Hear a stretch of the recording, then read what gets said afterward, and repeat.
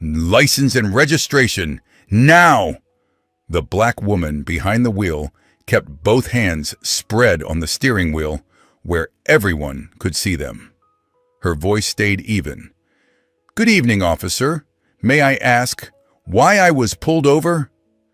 Did I say you could talk? The beam from his flashlight smacked into her face like a slap. Nice ride for a black woman. Let me guess, he snorted. Stolen? Or your baby daddy buy it? His partner chuckled under his breath. Traffic slowed. People drifted towards the sidewalk. Phones already up. Red recording lights, blinking. A live stream started, comments racing across screens. But not one person stepped forward. Not one voice called out, Enough! People like you don't belong up here, the officer sneered. You need to remember your place. He leaned closer, drunk on his own authority, never noticing the man in the passenger seat watching him. Carefully, he didn't see the ODD smile slowly forming on that man's face. It wasn't anger or fear or even shock. It was clinical curiosity, like he was watching a rat trot into a trap it had set for itself.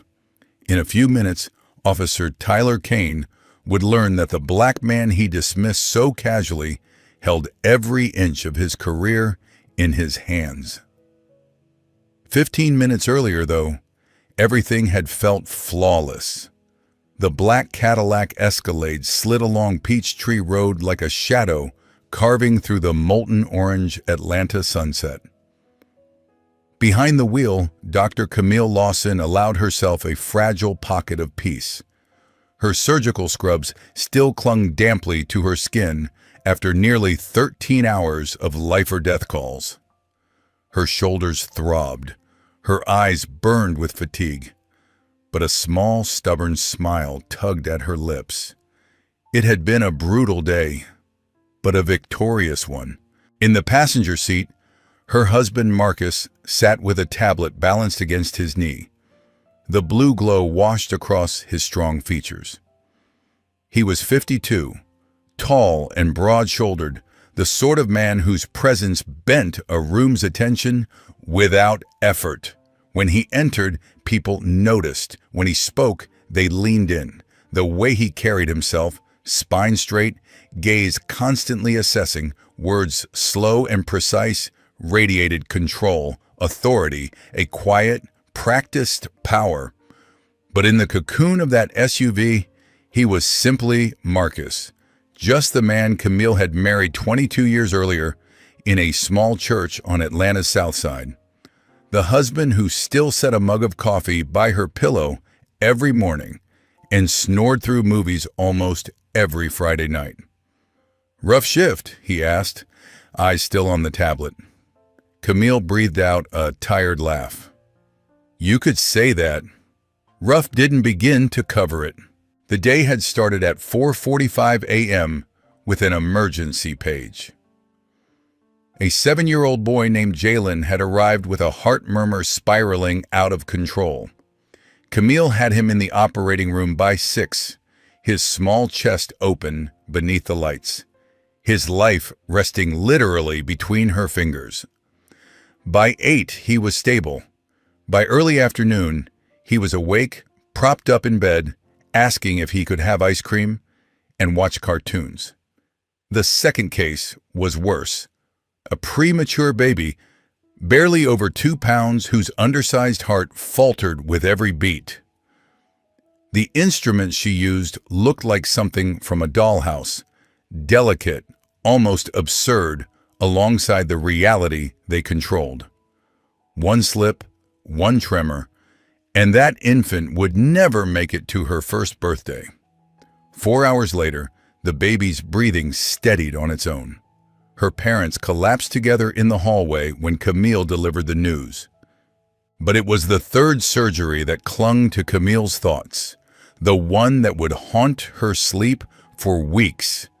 An 8-year-old girl named Alila who had collapsed during soccer practice.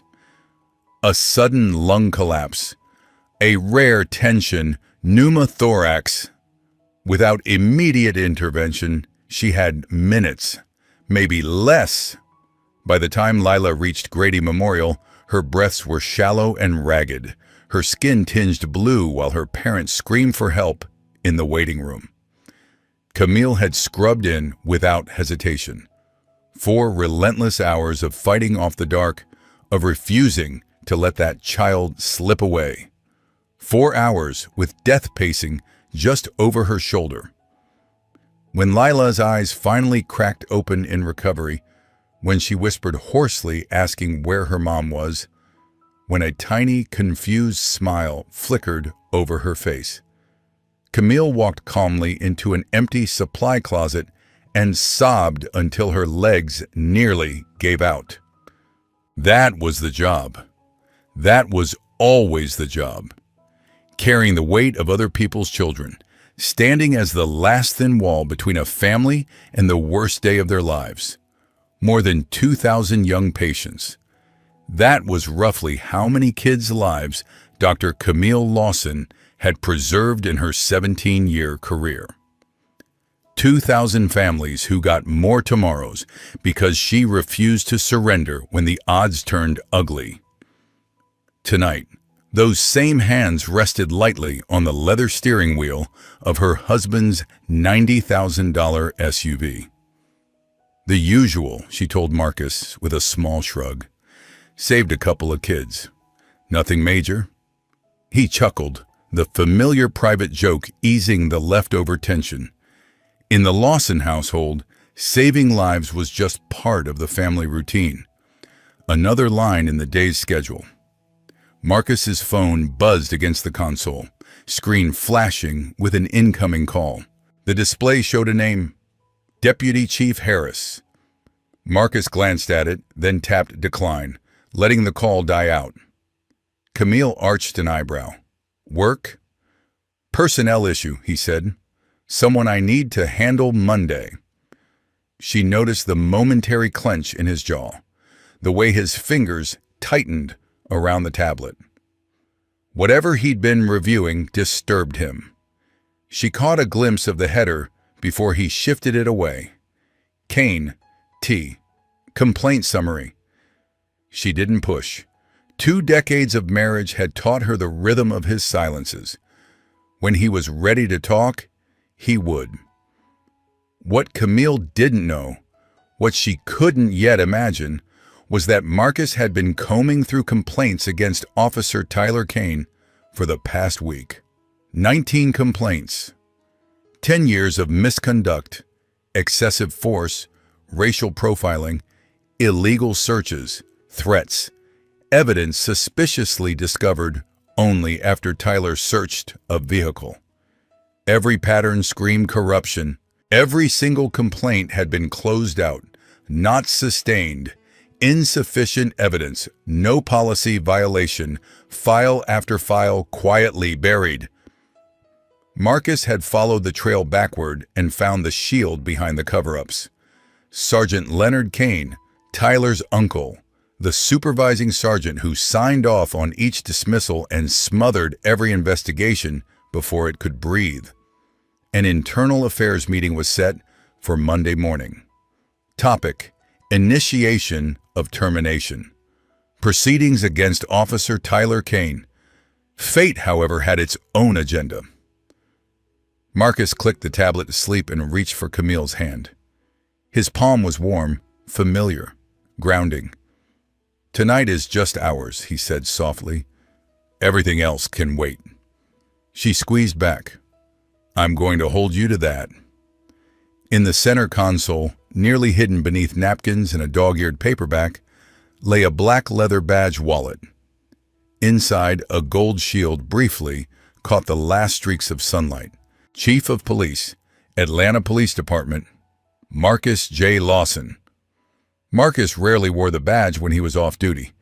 Tonight, in his mind, he was only a husband, only a black man in an expensive truck, rolling through one of Atlanta's wealthiest zip codes. And that, he knew, was exactly how any stranger looking in would see him. No titles, no power, no shield, Just another target for someone's assumptions. The blue and red lights appeared in the rearview mirror at exactly 7:45 p.m. Camille's body reacted before her mind did. Muscle memory, survival training, the choreography of being black behind the wheel in America. Interior light on, window lowered, hands locked on the steering wheel where everyone could see them. No sudden motions, no reaching for anything, no misunderstandings. "We're getting stopped," she said quietly. Marcus lifted his eyes to the mirror, frowning. He glanced from the patrol car to his wife and back again. "You weren't speeding," he said. "Does that even matter?" The question settled between them like smoke, bitter and suffocating. They both knew the answer by heart. In a decade of driving, Camille had been pulled over 12 times. She had never received a ticket. Not once had she broken a traffic law. But she had learned the rules, the unofficial ones that could kill her. The cruiser had been idling at a gas station. It slipped out the moment Camille's Escalade passed. No radar gun, no rolling stop, no visible reason, just a black woman behind the wheel of a luxury SUV in the wrong neighborhood. Marcus's fingers twitched toward the badge in the console, then froze. A thought sharpened.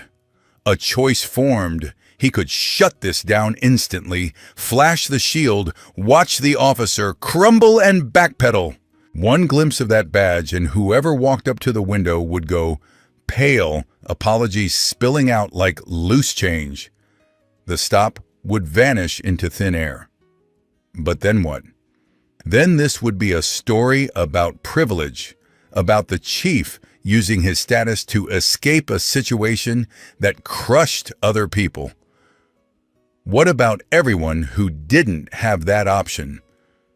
Marcus needed to see what happened when an officer thought nobody important was watching.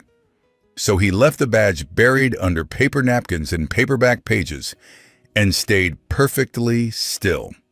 He watched the side mirror instead. Officer Tyler Kane approached like a predator closing in on wounded prey. His boots hit the pavement with slow, deliberate thuds. His flashlight was already blazing, cutting across the Escalade's windows, even though the summer sky still held a smear of light. His other hand hovered close to his holstered weapon. Kane was 37, 10 years with the Atlanta Police Department. The kind of cop who bragged about cleaning up the streets like it was a holy calling. His personnel file told another story entirely. 19 complaints, a trail of bruises, and broken trust. Excessive force against unarmed civilians. Stops that targeted black drivers over and over. Searches conducted without consent or probable cause, followed by convenient discoveries of drugs or weapons after the fact. Not a single complaint had ever stuck. No discipline, no suspension, no retraining. Every allegation had been stamped, dismissed, and filed away. Sergeant Leonard Kane had handled that part, signing off on each closed case, making his nephew feel untouchable. Tyler believed he was above the very law he carried on his hip. He was about to learn how wrong he was. Behind him, Officer Mia Torres lingered near the patrol car, uneasy. Torres was 31, less than a year out of the academy, 9 months into her field training. Her body camera blinked with a steady green light on her chest. She'd watched Tyler run this routine before. The hard-charging walk, the sneering questions, the way he took pleasure in making people squirm. It twisted her stomach. But she stayed quiet. She always stayed quiet. Kane reached Camille's window and blasted the flashlight into her eyes. License and registration. No greeting, no explanation. Just a command hammered with contempt. Camille kept her hands where they were, voice soft and clear. I'm going to reach into my purse for my wallet, sir. My ID is inside. She moved slowly, narrating every action before she made it. 15 years of cracking open tiny chests in an operating room had trained her to stay calm under pressure, even deadlier than this. She handed over her license and registration with steady fingers. Kane read the name aloud, his lip curling. Dr. Camille Lawson. He spit out the title like it offended him, like the word doctor didn't belong beside a black woman's name. He dragged his flashlight across the interior, the leather seats, the polished wood trim, the seamless tech built into the dash. So what is it? Some charity handing out pills to addicts? Free clinic? For people on welfare? His tone made every word sound dirty. Camille's face stayed neutral. Her voice didn't waver. I'm a pediatric cardiac surgeon at Grady Memorial, she said. I repair congenital heart defects. Today, I performed 3 operations, including a life-saving procedure on an 8-year-old whose lung collapsed during a soccer game. She paused just long enough to breathe. May I ask the reason for this stop, officer? Sati? Kane ignored her question like she hadn't spoken. The flashlight swung toward the passenger seat, swiping across Marcus's face for a single, dismissive second. 1 second was all the time Kane spent deciding that the man in the passenger seat didn't matter. And who's this? His tone dripped boredom. The boyfriend? Her husband, Marcus said evenly. Kane barked a short, ugly laugh. Husband, huh? Yeah, sure. Whatever you say. He said it like the very idea was ridiculous. Like a black surgeon in an Escalade couldn't possibly have a respectable husband. A real marriage, a life that belonged in this zip code. Marcus stayed absolutely still, his face unreadable. Behind his calm eyes, calculations hummed. One word about who he was would end this. But that wasn't the point.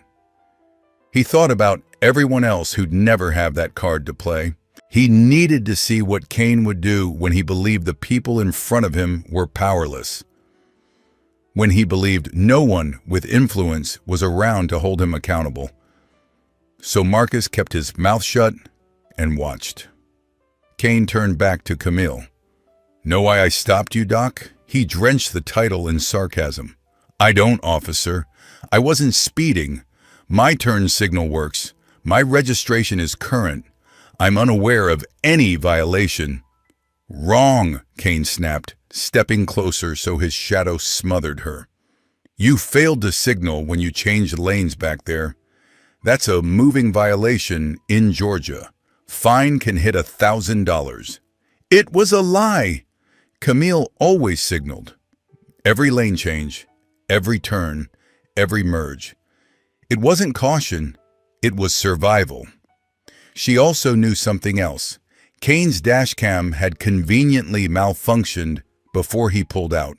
He had manually shut it off. This wasn't his first imaginary violation, and it wouldn't have been his last. I signaled, officer, Camille said evenly. I always do. Kane's eyes narrowed, his jaw flexed. You calling me a liar? I'm telling you what happened. Something volatile flickered across his face. The fragile ego of a man unaccustomed to being challenged. The rage of someone whose authority had just been questioned in public. Step out of the vehicle, he ordered. I have a right to know. I set out. Now!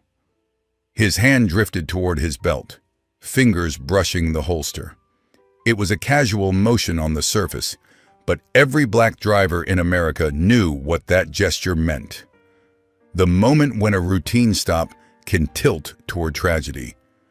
The moment when survival hinges on reading the next 30 seconds perfectly.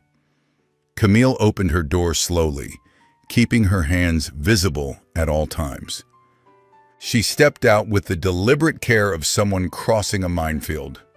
Her posture was relaxed, non-threatening, every move slow and predictable. "Turn around," Kane snapped. "Hands on the hood." "Officer, I'd like to know what I'm being charged with." "Obstruction. Failure to comply. I'll throw in suspicious behavior because I feel like it." He seized her arm and spun her around hard. "Hands on the hood now, unless you want resisting added." The metal was warm under her palms, heat from the engine seeping into her skin.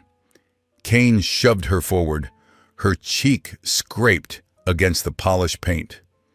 These are the hands that held open a child's chest this morning, she thought. The hands that have kept thousands of small hearts beating. Now they were being treated like weapons. Kane started his pat-down, his hands moving slow, lingering where they had no legitimate reason to linger. It wasn't a search, it was a violation wrapped in a badge. On the sidewalk, the crowd had thickened. Cars rolled by, slowing to gawk. Screens glowed everywhere, live streams multiplying from every angle. Comment bubbles stacked over the scene, a messy mix of outrage, disbelief, crude jokes, and laughing emojis. Still, no one stepped between them. Not one person physically intervened. Not one voice rose loud enough to make him stop. Kane tugged the handcuffs from his belt.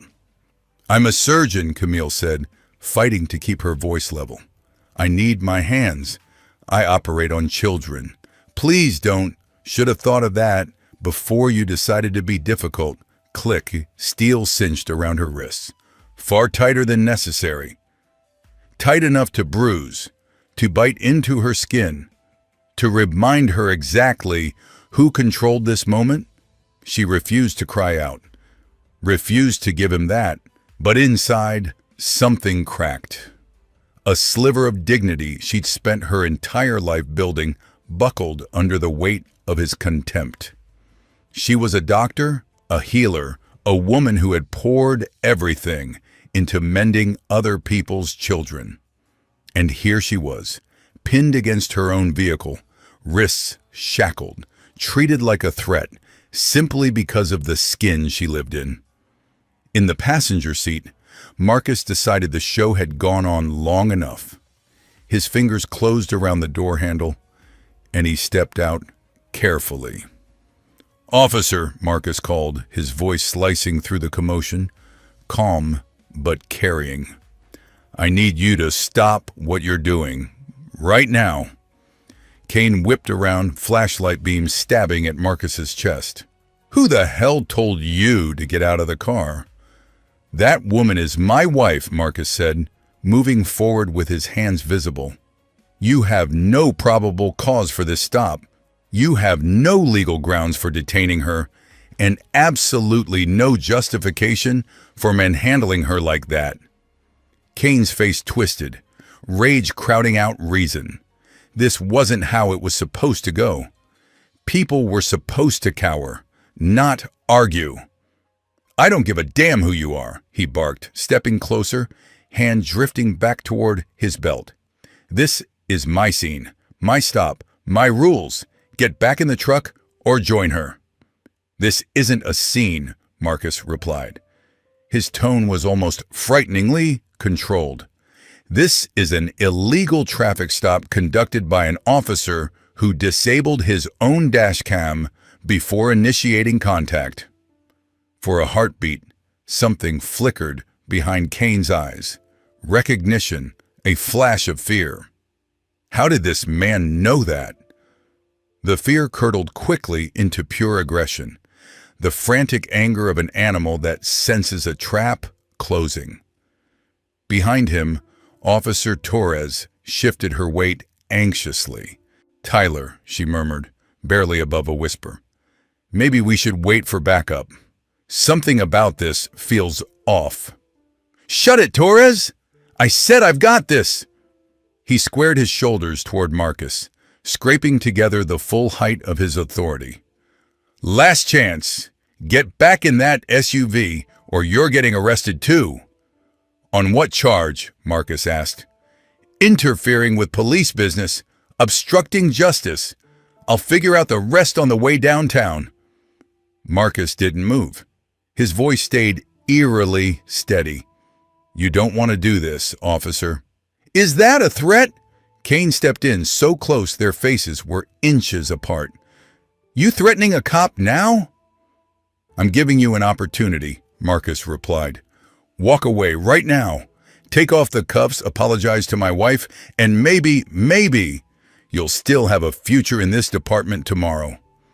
Kane barked out another jagged laugh, utterly convinced of his invincibility. "You've got nerve, I'll give you that," he sneered. "But you picked the wrong officer to play with." He grabbed Marcus's arm and yanked. "Turn around. Hands behind your back." "Don't put your hands on me," Marcus warned. "Resisting arrest," Kane shouted, loud enough for every camera to catch it. "Everybody see that? He's resisting." He twisted Marcus's arms behind him with unnecessary force. The handcuffs clicked shut, sealing Kane's mistake. Chief of Police. Marcus Lawson, 25 years on the job, the highest-ranking law enforcement officer in the city, was now on his knees on the concrete, wrists chained behind him by one of his own officers, an officer still utterly clueless about whose career he just detonated. Kane shoved Marcus down beside Camille, husband and wife lined up on the pavement, metal biting into their skin. The crowd murmured, phones tilting for better angles of the humiliation. The group watching had swelled to nearly 60 people. Live streams were blowing up, comments pouring in by the thousands. Around the world, strangers watched a black couple in Atlanta get arrested by an officer who looked like he just won a prize. Some viewers were horrified, some cracked jokes, some dropped crying, laughing emojis. None of them understood what they were actually seeing. Kane loomed over the pair like a conquering hero, chest heaving. "Two in custody," he announced loudly, making sure the cameras captured every word.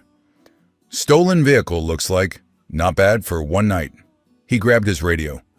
"Dispatch, Unit 52. I've got 2 under arrest at Peachtree and Roswell.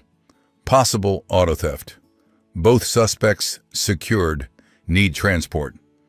"Copy, Unit 52, dispatch answered. "Backup and transport en route. ETA 4 minutes. Not detained, arrested." Tyler Kane had just formally arrested the chief of his own department.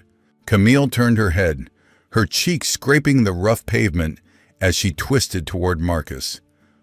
"Are you okay?" she whispered. Marcus didn't look at her. His stare never left Kane. "This is going to end soon," he said. "How can you be sure?" "Because backup is on the way," Marcus answered quietly. "And at least one of those officers is going to recognize me." Camille's heart pounded. She wasn't sure whether that reassured her. Before she could respond, Kane strode to the rear of the Escalade and popped the trunk without asking. Another casual violation of the Fourth Amendment to add to his growing list. Inside were 3 straightforward items: a gym bag stuffed with workout clothes, a case of bottled water, and a folded American flag sealed in a glass display case. Kane lifted the flag, turning it like it might provide evidence of something sinister. "What's this?" he called, holding it up so the crowd and cameras could see. "You swiped this from some veteran's funeral? A parade?" A sharp inhale rippled through the onlookers. Someone muttered, "That's a burial flag. Are you out of your mind?" Camille's voice broke for the first time that night. "That flag belonged to my father-in-law, Master Sergeant Robert Lawson," she said. 32 years in the United States Army. He served in Vietnam and Desert Storm. He earned a bronze star and 2 Purple Hearts, she continued, tears streaking down her face. He died 6 months ago, surrounded by his family. That flag was folded by soldiers in full dress. It was handed to my mother-in-law with the words, "On behalf of a grateful nation, please accept this flag as a symbol of our thanks for your loved one's honorable service." Her breath hitched. "It's the most sacred thing we own." Kane looked from the flag to Camille, then dropped it back into the trunk with a dismissive flick, as if it were junk mail. "Probably stole that too," he said. In that instant, something fundamental shifted inside Marcus. The detached curiosity that had kept him observing, analyzing, counting every misstep, evaporated. The methodical patience that had brought him here hardened into something far colder. This man had mocked his wife, degraded her work, trampled her rights, and now he had casually insulted the memory of Marcus's father. Master Sergeant Robert Lawson had bled for this country, had sacrificed birthdays and anniversaries to defend the freedoms Tyler tarnished tonight. That flag had been folded with reverence, presented with trembling hands. It embodied service and sacrifice, and this officer, this disgrace in uniform, had tossed it aside like trash. Marcus closed his eyes and forced a slow breath through his nose, forcing the wild, furious heat in his chest into something sharper, more controlled. Rage alone was useless. Precision, though, that could destroy careers cleanly. When he opened his eyes again, his decision was complete. Tyler Kane wouldn't simply lose his badge. He would lose everything he'd built on other people's pain. The sirens grew louder, echoing off glass and steel as backup approached. Blue and red reflections splashed across nearby storefronts as 2 additional patrol cars rounded the corner, gliding to a stop behind Kane's unit. 4 officers stepped out, scanning the scene. The first was Sergeant Aaron Blake, 41, 15 years on the force, recently promoted. Promoted by Chief Marcus Lawson himself. Blake could still picture the email he'd received 1 week earlier, the words standing out in bold at the bottom of the message. "Congratulations on your promotion," the chief had written. "Your work in community policing exemplifies the future we want for this department." Blake had reread that line 3 times, stunned and proud that the chief knew his name, his cases, his reputation. Now, as he took in the sight in front of him, a black couple cuffed on the pavement, Kane puffed up over them like a conquering warrior. Something in his gut told him this scene was wrong. He recognized Marcus almost instantly, even out of uniform, even with his wrist bound. It wasn't just the face, it was the posture, the centered calm, the way Marcus's eyes didn't flinch. Blake's heart slammed against his ribs. Tyler had no idea. None. "What the hell?" he breathed under his breath. Torres glanced his way, reading the shock on his face. Meanwhile, the crowd sensed a shift in the energy, the murmurs growing louder. Kane strutted toward Blake like he'd personally taken down a cartel. "Sergeant, we've got 2 suspects, possible stolen vehicle, maybe more.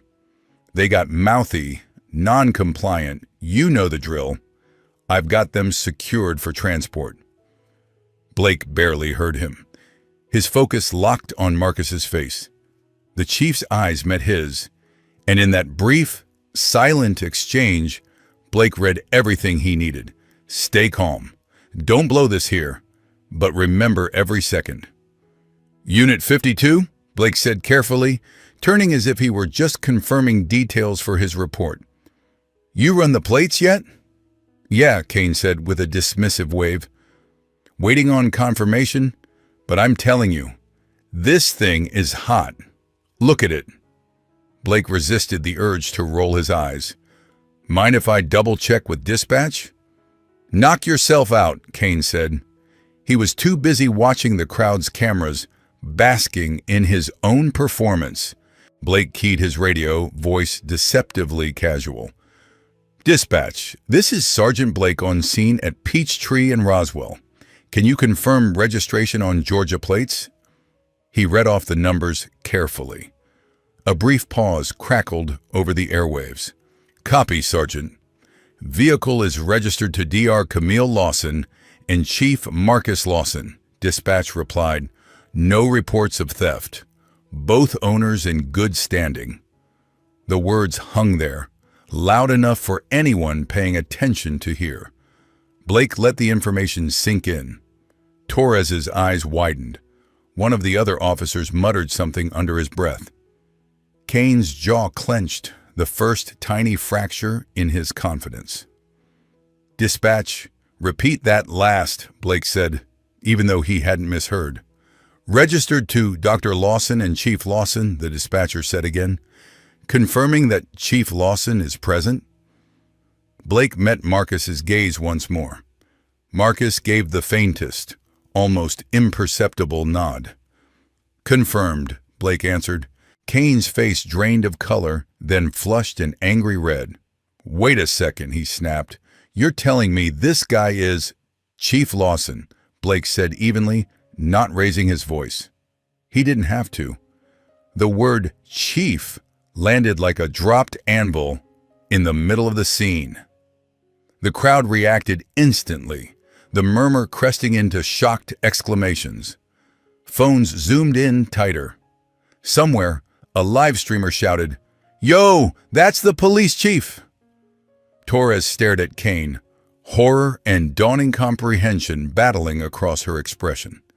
Every insult, every shove, every bogus charge they just witnessed replayed in her mind. But now with the knowledge of who Kane had been talking to like that.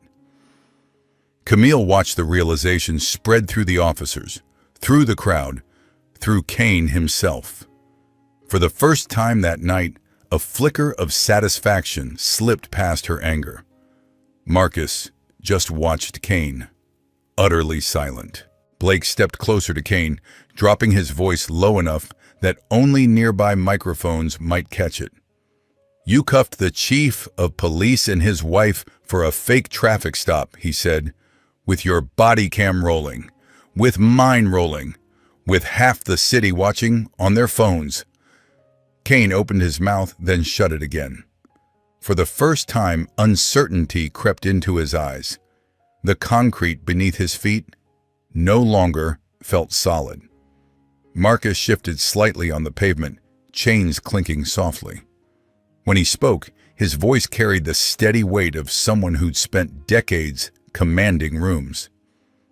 Sergeant Blake, he said, I believe Officer Kane has made more than enough decisions for one night.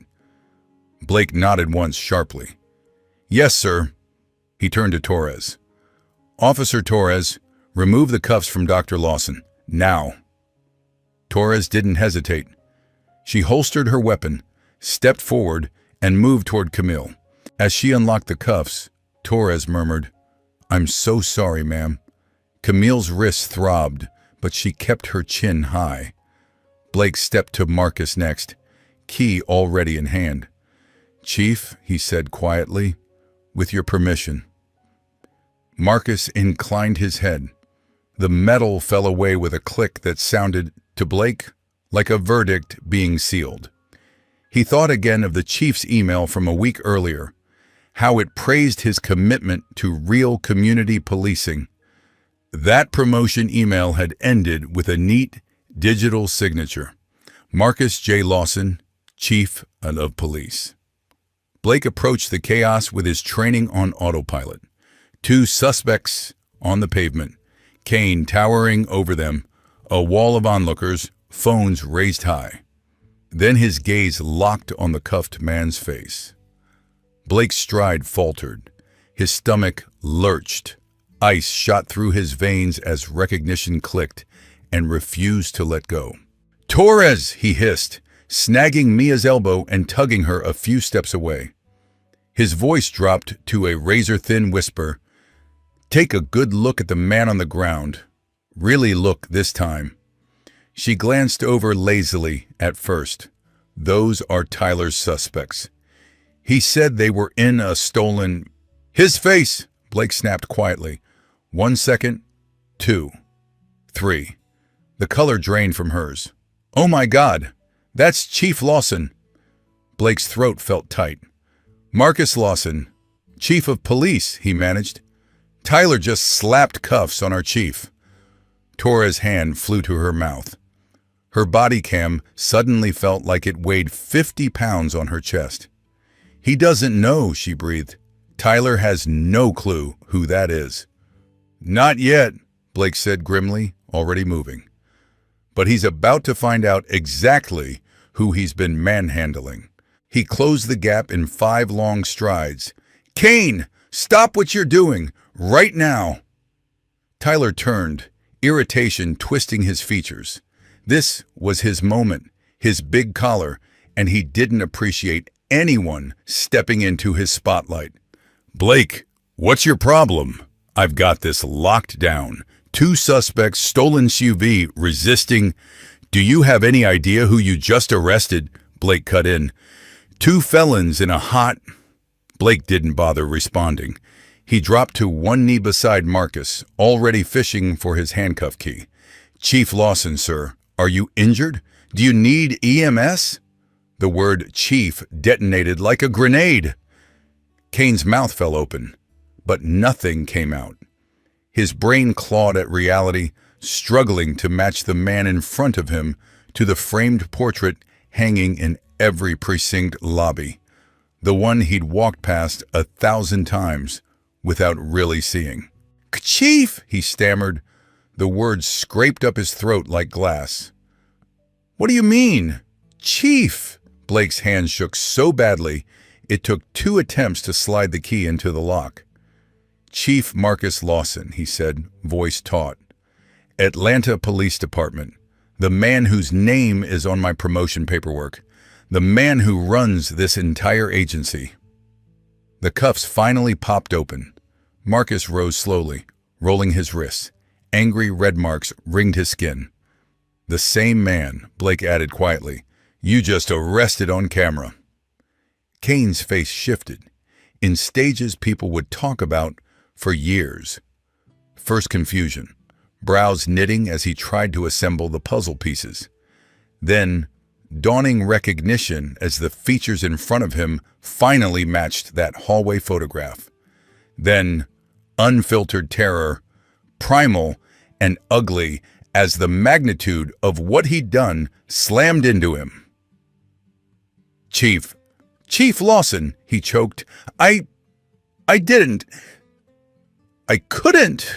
He couldn't say the words clanging around in his skull. "You were just a black guy in a fancy car. Just another nobody." That's all he'd allowed himself to see. Marcus stood very still. He let the silence stretch until it felt like a wire pulled tight across the scene. Let Kane squirm. Let the crowd lean in.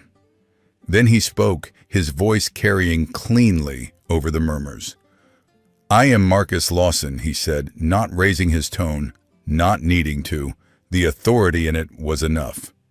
"Chief of Police, Atlanta Police Department, 25 years on this job, 93 days in this position." He took a single measured step toward Kane, then another. "And you, Officer Tyler Kane, have just placed your own commanding officer under arrest." The words hit harder than any shove. Kane's knees threatened to buckle. "Sir, I didn't know," Kane stammered, stumbling backward. "I didn't recognize you. The light was in my eyes and That," Marcus cut in, voice like sharpened steel, "is exactly the problem. You didn't recognize me." He let that hang. "And do you know why? Because you never actually looked. You saw a black man in a high-end truck and saw a target, an opportunity, a problem to dominate." And he moved closer. Kane retreated again, almost tripping. My wife is a pediatric heart surgeon, Marcus continued. She has saved more than 2,000 children. Today alone, she operated on 3 young patients, including a little girl who would be dead right now if not for her skills. He gestured toward Camille, who Blake was gently helping to her feet. You slammed her onto the hood of her own vehicle. You called her a thief. You questioned whether she belonged in her own neighborhood. You cuffed the hands that mend children's hearts, he said quietly, because the shade of her skin offended you. His gaze pinned Kane in place. You didn't know who I was. You didn't care who she was, because to you, we're interchangeable, invisible, automatically guilty until we somehow manage to prove we deserve to breathe. Kane's legs finally surrendered, and he dropped to his knees, not from a push, but from the weight of it all. I'm sorry, he whispered, voice shredded. I'm so sorry. I didn't know. I swear to God, Chief, I didn't know. Blake guided Camille closer. Her wrists were raw and swelling, purple bruises already blooming beneath the skin. Dr. Lawson, ma'am, Blake said hoarsely, I can't apologize enough for what happened. Camille's eyes, however, were locked on Kane. The apology shouldn't come from you, she said. It needs to come from him. She stepped toward the kneeling officer. Her hospital scrubs were smeared with road dust and grime, her cheeks still scraped, her face lined with humiliation and exhaustion. But her voice was steady. You're not sorry for what you did, she told him. You're sorry the truth came to light. Kane looked up, tears streaking through the dirt on his face. Please, he choked. I have a family, 2 kids. I'll lose everything. So did Lila, Camille replied softly. The 8-year-old I operated on this morning. She has parents who adore her. A little brother who thinks she hangs the moon. She almost never got to grow up because her lung collapsed while she was playing soccer. Camille crouched until their eyes were level. I gave her back to them. That's what these hands are for. She lifted her bruised wrists so he couldn't look away. What do your hands do, Officer Kane? She asked. When you put that badge on, do you give anything to people except fear, except humiliation, except proof that the power we're told will protect us can be turned against us at any moment? She straightened and walked back to Marcus's side. Kane stayed where he was, shoulders shaking, sobs ripping out of him. The crowd surrounding them had swollen past 70 people now. News vans screeched up to the curb. Booms mics rose over the sea of onlookers. Helicopters droned overhead, their spotlights slicing the night. But something in the air had shifted. The snickering was gone from the live chats. The laughing emojis vanished from the streams. The tone in the comments transformed into fury, into shared outrage, into a sense that everyone watching had just witnessed a line being crossed. Someone near the back started clapping. One lone pair of hands, then another joined, and another until applause rippled through the crowd like thunder rolling down the street. Hold him accountable, someone yelled. We see you, Chief. Karma! Justice! Marcus lifted his hand, palm out. The noise dimmed almost instantly, like someone had turned down a volume knob. I need everyone to listen to me, he called out. Carefully. Cameras zoomed in. Reporters leaned forward. Every phone swung toward him. Tonight, Marcus said, my wife and I were arrested by one of the officers I'm responsible for leading. My wife, Dr. Camille Lawson, has saved more than 2,000 children in this city. He inhaled slowly. Tonight, she was dragged from her car, slammed against the hood, groped, and handcuffed like a criminal. He paused, letting the words settle like dust. Not because she broke a law, he continued, and not because she posed a threat. She was treated that way because she is a black woman driving a luxury SUV in a wealthy neighborhood, and because Officer Tyler Kane decided people who look like us don't belong here. His gaze swept across the crowd, then locked on the nearest camera lens, as if addressing the entire city at once. I could tell you this was a one-off incident, he said, that it's just one bad officer, one tragic mistake, a misunderstanding we'll handle quietly. He shook his head. But that would be a lie, and I am done lying to protect a system that's rotting from the inside. He turned his body squarely toward the cameras. His voice stayed even, but the steel in it was unmistakable. Officer Kane has 19 separate complaints in his personnel file, Marcus said. 10 years of documented misconduct, excessive force, racial profiling, illegal searches, planting evidence. The crowd erupted in gasps and low curses. Reporters' pens flew over notepads. Every single complaint was stamped unfounded or not sustained, he went on, buried by his supervising sergeant, who also happens to be his uncle. He let that sink in. That's not just one bad cop. That's a machine built to protect him. That machine, Marcus said, stops tonight. He nodded toward Kane. Effective immediately, Officer Kane is suspended without pay pending a full investigation. His badge and weapon are being taken right now. Blake moved without hesitation, unclipping them. I am personally referring this case to the United States Department of Justice, Marcus continued, not just internal affairs, not the local DA. Federal prosecutors with no loyalty to this department. This case will not disappear into a file drawer. This officer will not be shielded, he said. There will be real consequences. From the edge of the crowd, Torres stepped forward, drawing a steadying breath. She'd spent 6 months watching this man terrorize people and 6 months biting her tongue. Tonight, that ended. Chief Lawson, sir, she called. Marcus turned toward her. Dozens of cameras swung in her direction. It was the kind of moment that rewrites an entire career. I want it on the record, Torres said, voice trembling but clear, that I witnessed everything tonight. Every word Officer Kane said, every action he took, and I failed to step in when I should have. She swallowed hard, but went on. My body cam recorded the entire stop, beginning to end. The footage auto-uploads to the department servers. I can't erase it. No one can. She squared her shoulders. And I am willing to testify under oath, she finished. In court, on camera, wherever I have to. I'll say exactly what I saw tonight. Kane's head jerked up. MIA, he rasped, eyes wide. Come on, we're partners. You're supposed to have my back. She shook her head, the hesitation gone from her voice now.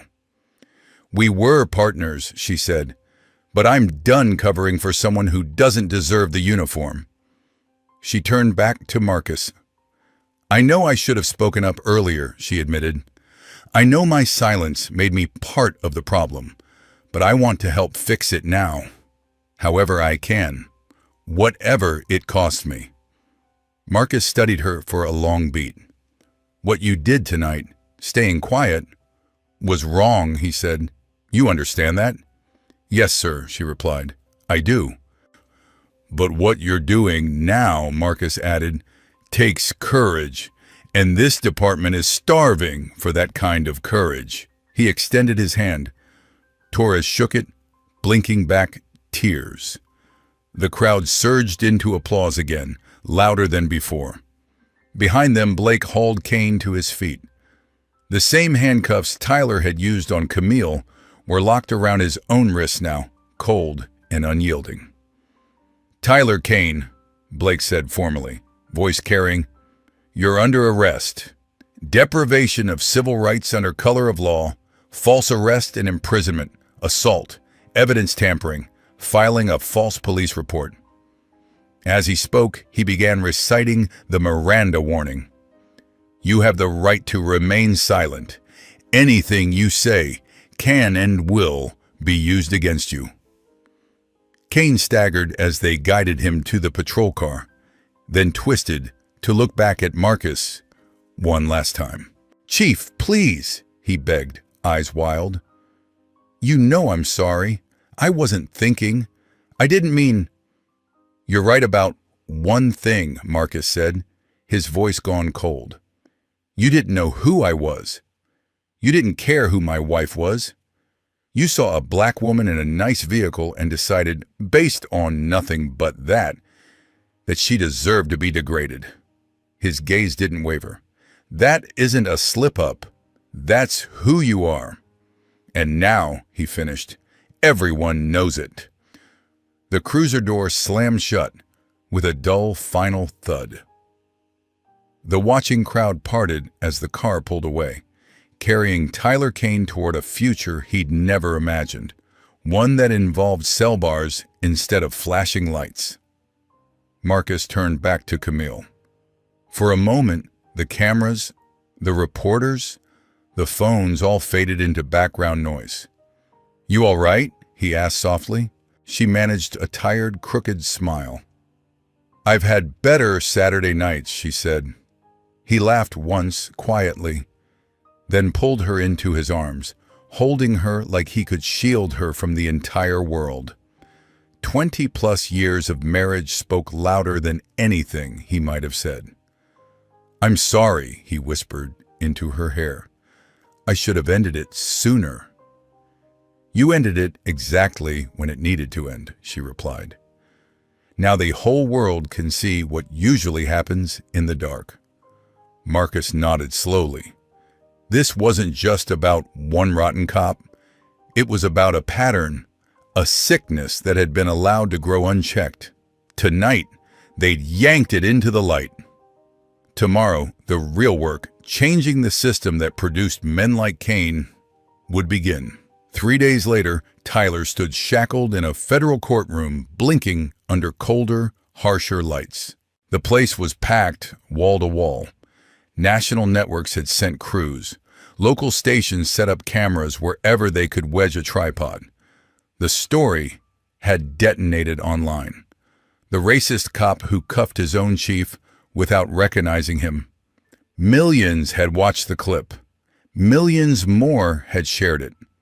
The hashtag Justice for Camille trended around the world for 2 straight days, plastered under every angle of the video. The clerk read the charges one by one. Each count felt like another nail sealing the lid on Kane's former life.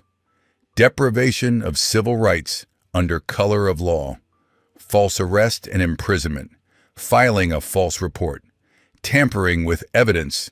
Investigators had confirmed he'd shut his dash cam off manually, aggravated assault, conspiracy to violate civil rights. The federal prosecutor rose, a thick stack of files under one arm, her expression carved from stone. Your Honor, she began. The defendant is not simply a misguided officer who made a bad choice on a stressful night. He is the end result and the emblem of a system that protects abusers while destroying trust in the communities they police. She lifted a heavy folder. 19 complaints over 10 years, she said. 19 people who documented harassment, profiling, violence, and abuse of authority. 19 citizens who believed the system would protect them. She let the folder drop onto the table with a loud, deliberate thump. Every single one of those complaints was dismissed or buried by his uncle, Sergeant Leonard Kane, who is also under arrest for obstruction of justice and conspiracy. She faced the bench squarely. The United States respectfully asks for the maximum sentence allowed by law. Nothing less. will even begin to restore public faith in institutions that failed so catastrophically here. Kane's defense attorney tried to soften the blow. He talked about Tyler's years of service, his lack of prior felony convictions, his status as a father. He asked the judge to consider probation or the lightest possible term.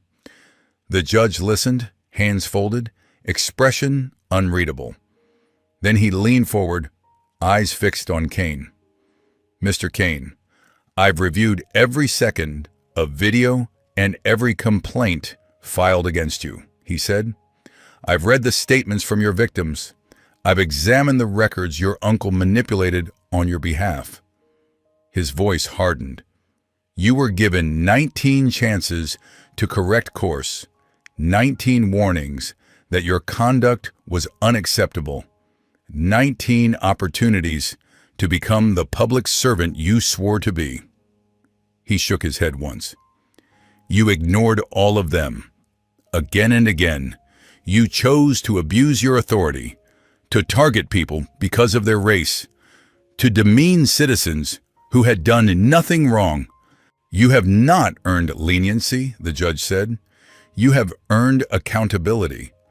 The sentence came down: 7 years in federal prison, 3 years of supervised release afterward, a permanent ban from ever working in law enforcement again. His peace officer certification was revoked for life.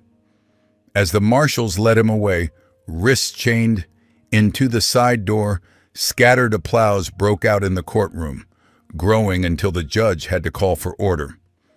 But Kane wasn't the only one facing consequences. 2 weeks later, U.S. Marshals knocked on the front door of Sergeant Leonard Kane's suburban home. He was arrested in full view of his wife and grandchildren. The charges reveal a checklist of corruption, obstruction of justice, conspiracy to violate civil rights, destruction and falsification of records, willful failure to perform his duties. For nearly a decade, he had buried evidence and intimidated complainants. He had interfered with investigations. He had shielded his nephew from every consequence. His sentence, 3 years in federal prison plus complete forfeiture of his pension. 26 years of service gone. The fallout kept spreading. The police union that had fought so hard to protect officers like Tyler found itself under federal scrutiny. Internal review procedures were torn apart and rebuilt. A civilian oversight board was granted real subpoena power and authority to recommend discipline.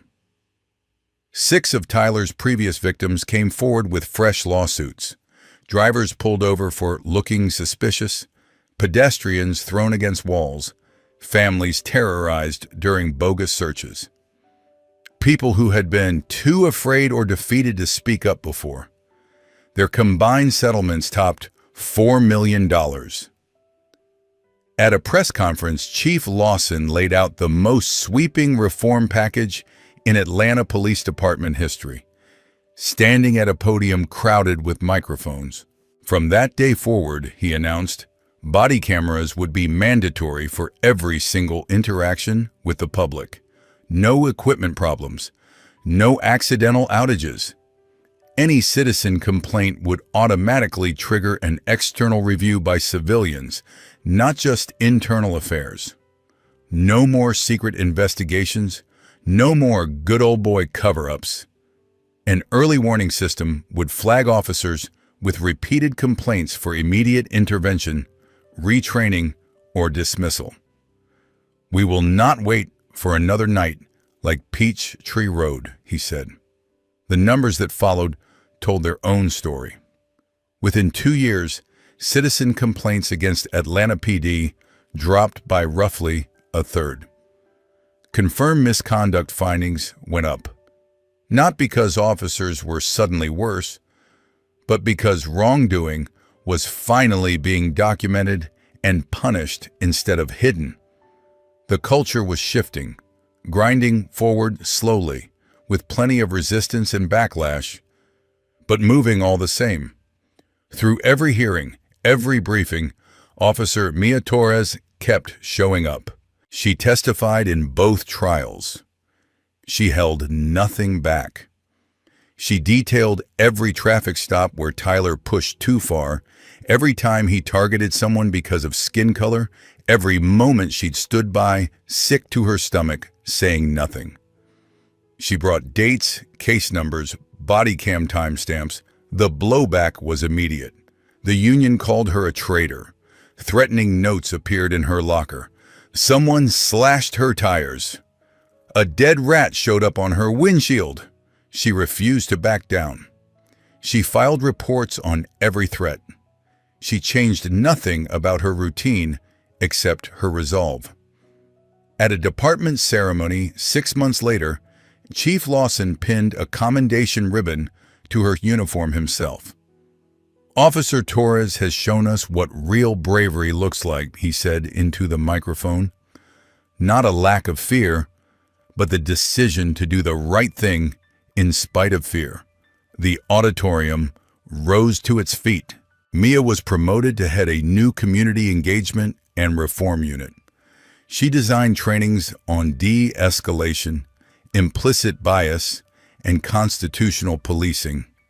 She traveled to academies across the country, speaking bluntly about what happens when good officers stay silent. When reporters asked why she testified against her own training officer, her answer never changed. "Because silence made me part of the problem, and I'd rather lose my job than live with that." A year after that night on Peachtree Road, Marcus and Camille got news that rewired their world.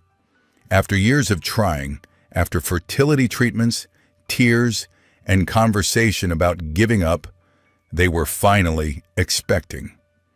When their daughter was born, they named her for Marcus's father, the veteran whose folded flag Tyler had tossed aside, Ella Patrice Lawson. She entered the world strong-lunged, furious, and perfect. She had no idea what her parents had already survived. She didn't know that months before her arrival, her mother had been slammed onto a car hood and shackled while bystanders filmed. That her father had knelt on hot pavement in cuffs beside her. One day, they would sit her down and tell her everything.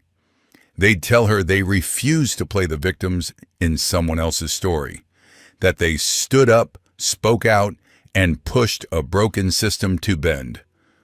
The video of that night would later be titled, "Dirty Cop Handcuffs Black Surgeon," and her husband doesn't realize who he just arrested. It racked up millions of views, but the headline doesn't tell you the whole truth. Tyler looked at Camille Lawson and saw a mark, a black woman driving an expensive SUV. In his mind, she couldn't possibly belong.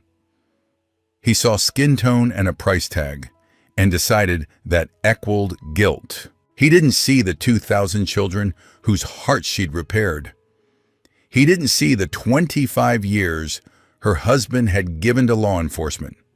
He didn't see the life they'd built, the hope of the family they were still trying for. He saw what he wanted to see, what he'd trained himself to see. And he was wrong about every single thing. That part of the story is disturbing enough, but it isn't what haunts me. The part that sticks with me, the part I need you to really sit with, is this. The worst thing about that night isn't that Tyler arrested his own chief.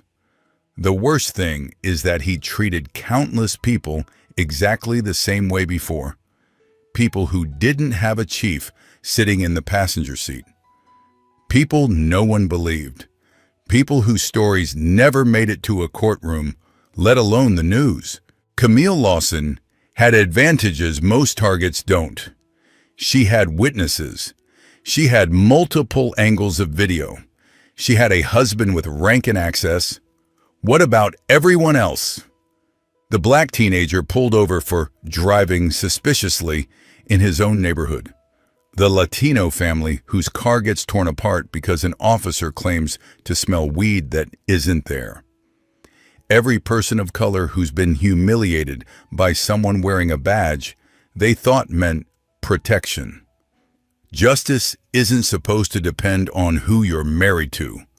Respect shouldn't require a title or a uniform. Human dignity isn't something you earn after proving you deserve it. It's something you're born with. And if you think this is just one dramatic story, consider the numbers. Researchers at Stanford analyzed tens of millions of traffic stops. They found that black drivers are stopped significantly more often than white drivers, about 1/5 more frequently nationwide. They also found black drivers are roughly twice as likely to have their vehicles searched, even though officers actually find contraband less often when they search black drivers.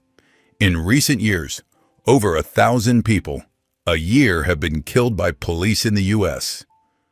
Black Americans are killed at nearly triple the rate of white Americans. Those aren't talking points. They're data. Behind every line on those charts is a family, a name, a story. So what can you actually do with all this? First, learn your rights. In most places, you can refuse a search of your car if there's no warrant and no real probable cause. Civil rights groups like the ACLU publish free guides on what to do during traffic stops. Download one, memorize it, share it with your kids. Knowledge won't solve everything, but it can keep you safer in the worst moments. Second, record everything you legally can. In every state in this country, you're allowed to film police officers performing their duties in public as long as you're not interfering. Your phone is more than a distraction. It's a tool for accountability. Use it wisely. Third, push for real civilian oversight where you live. Departments with independent review boards and true transparency tend to see fewer abuses, fewer cover-ups, and more trust from the communities they serve. Find out whether your city has such a board. If it doesn't, ask your local officials why not. Fourth, share stories like this one.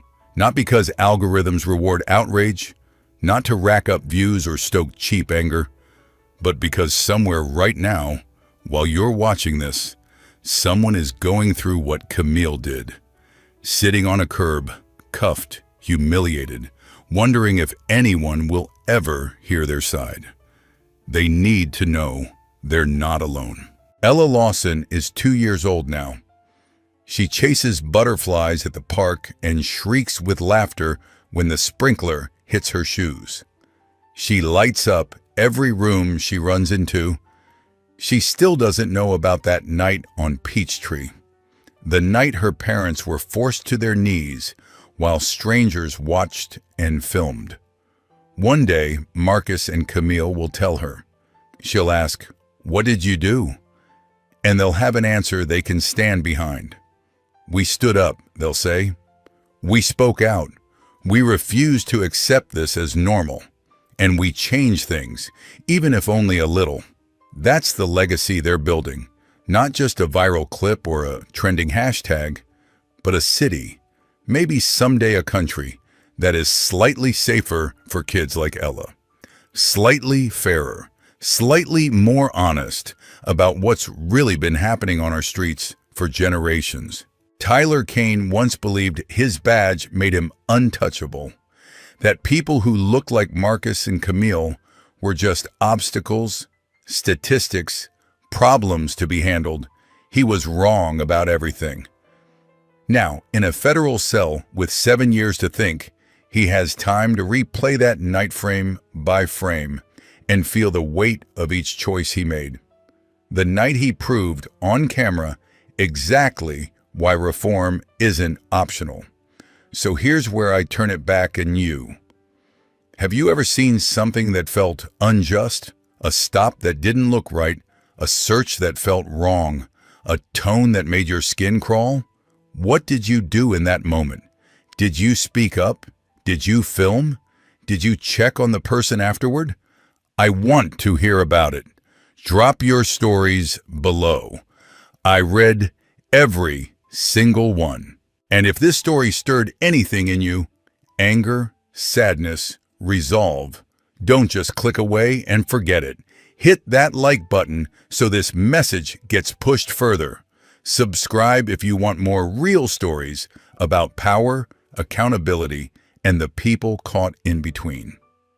Share this with someone who still thinks these are rare, isolated incidents that only happen somewhere else, to someone else. Because every view is a tiny vote for transparency. Every share is a reminder to people in power that we are paying attention. Every comment is proof that we refuse to go back to pretending this isn't happening. Systems don't change because one person gets loud. They change because a whole lot of people refuse to sit quietly anymore. Never underestimate what that pressure can do. And never underestimate the person standing quietly in front of you. The nurse in scrubs grabbing gas after a double shift. The kid in a hoodie walking home from practice. The driver in the luxury car you don't think fits the neighborhood. You have no idea who they are, what they've lived through, or whose lives they touch. You don't know whether history will remember them, or you, for what happens next. Marcus and Camille looked like just another black couple on a Saturday night drive. To Tyler, they were nobodies. To the kids whose hearts Camille repaired, she's the reason they're still breathing. To the officers who watched their chief get cuffed and then watched him demand change, Marcus is the reason their department is different now.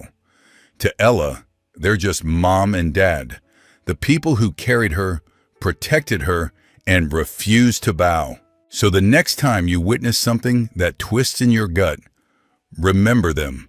Remember Peachtree Road. Remember that one video, one stop, one decision to say, this is not okay, can ripple far beyond what you see in the moment. You don't have to be a chief or a surgeon or a judge.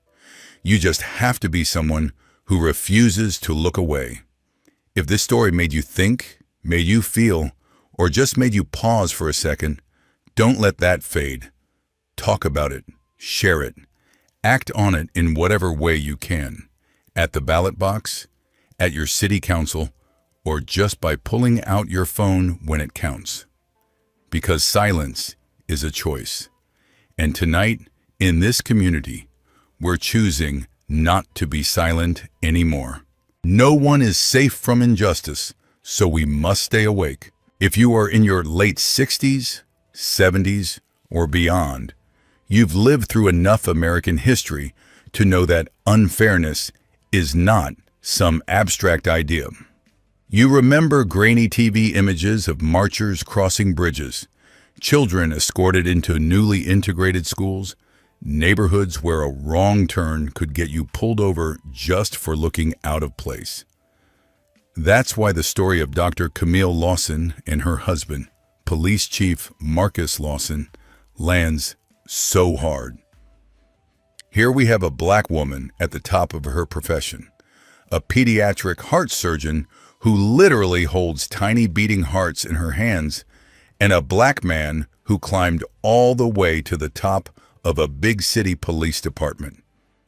By any measure, they did everything this country asks, worked hard, followed the rules, served others. And still, one Saturday evening on Peachtree Road, they found themselves face down on hot pavement, wrists throbbing in handcuffs, treated like criminals in front of a crowd with cell phones. For older Americans, that moment is a chilling reminder. Progress is real, but it is not complete, and it is never guaranteed.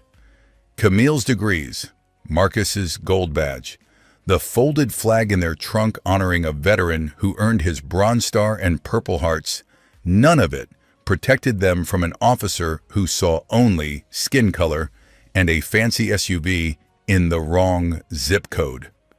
Many of you know that feeling. The shock of being judged before you open your mouth, the sting of being told in words or in looks, you don't belong here. The first lesson from their story is simple and sobering. Titles don't shield you. Money doesn't shield you. Even age doesn't always shield you. The only real safety we have is in a culture that refuses to tolerate this behavior. And that culture must be defended again and again by people who are willing to name what is wrong when they see it. Lesson 2. Courage is contagious and silence has a cost. If you've ever watched a grandchild stand up to a bully or seen a neighbor finally speak out at a town meeting, you know that courage can spread. What Marcus did that night was more than personal pride. He made a choice that many older Americans can recognize from their own lives. He refused to use his privilege to quietly escape, and instead let the full ugliness of the moment play out in the open. He could have flashed his badge the second those blue lights came on. He could have ended the stop with a quick, embarrassed apology from a suddenly nervous patrolman. But then nothing would have changed. Not for the next black driver, not for the next frightened teenager sitting on a curb wondering if anyone would believe their story. So he stayed silent, watched, and waited, documenting in his mind each insult, each illegal move, each moment when this officer exposed his character. When backup arrived and a sergeant finally recognized the face he had seen in every precinct hallway, the entire scene flipped. The same handcuffs that had cut into Camille's wrists clicked shut around Officer Tyler Kane's. Whole careers shifted in a single breath. Yet the most powerful turn did not come from Marcus alone. It came when Officer Mia Torres stepped forward. Many people your age know what it is to look back and wish they had spoken up sooner. Mia had stood by through earlier stops, watching her training officer push lines she knew were wrong. She had swallowed her doubts, told herself she was new, that she had no power. That night on Peachtree, she chose a different path. She told the truth on camera, under oath, knowing full well the union would call her a traitor and colleagues might turn their backs. She reminded all of us, especially those who have already lived a long life, that it is never too late to move from silence to action. The second lesson is that courage is contagious, and your decision to speak up may give someone younger the strength they need to do the same. Lesson 3. Real change is slow, imperfect, and still worth fighting for.